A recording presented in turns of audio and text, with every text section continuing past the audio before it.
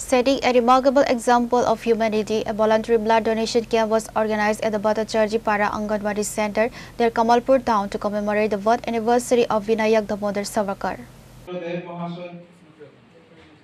अपना सकते हैं तो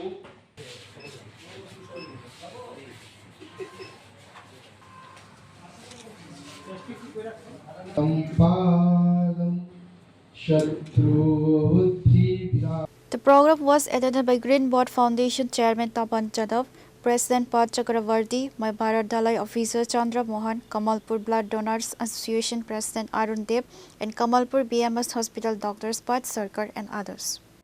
বীর সাভারকর সম্পর্কে যত জানার ইচ্ছা থাকে আমাদের, যত বেশি জানার ইচ্ছা আমরা প্রকট করি তত বেশি ওনার সম্পর্কে জানা যায়।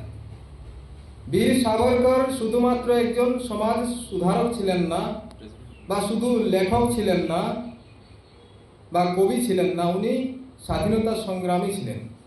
সেই কারণে ওনাকে বীর সাভারকর বলা হয়ে থাকে।